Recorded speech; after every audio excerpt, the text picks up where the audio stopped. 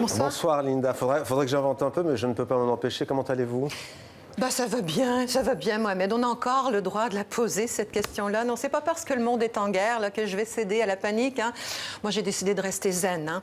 On verra bien tout à l'heure ce qu'Emmanuel Macron va nous annoncer. Il y a un moment, dit le président, où une épidémie est de toute façon inexorable. Inexorable. En quelques clics, le mot inexorable s'est retrouvé propulsé dans l'actualité, faisant même l'objet d'une bataille linguistique sur Twitter. Ça, c'était le week-end dernier.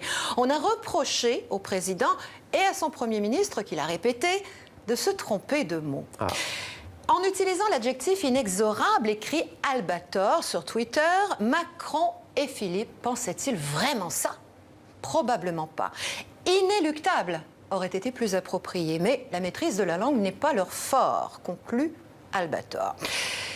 Bon, le président français nous a pourtant montré à plusieurs reprises qu'il maîtrisait très bien la langue anglaise. Je laisserai donc à Albator la responsabilité de ces accusations. Albator qui nous propose donc inéluctable au lieu d'inexorable. Et pourquoi pas inévitable, suggère Dominique. Aussi sur Twitter, Dominique qui dit regretter le temps où les présidents de la République maîtrisaient la langue. Ben là, décidément, c'est pas de sujet. Alors, pour en avoir le cœur net, je me suis plongée dans les dictionnaires. Waouh! Inexorable, inéluctable, inévitable. Ce sont des mots qui se ressemblent tellement, Mohamed. On les propose comme synonymes. Mais s'ils existent tous les trois, c'est bien qu'il y a des nuances. Alors, je me suis tournée vers notre prof à TV5 Monde, Bernard Cerchilini. Et vous savez ce qu'il m'a dit d'abord, Mohamed? Non. Il m'a dit que le mot inexorable, qu'a employé donc le président Macron, c'est un adjectif qui est très peu macronien. Revenons à nos trois adjectifs. Inéluctable, inexorable, inévitable. Écoutez bien, suivez-moi bien. Inévitable, c'est le plus simple des trois. Inévitable, ça signifie qu'on ne peut pas éviter cet accident était inévitable, facile.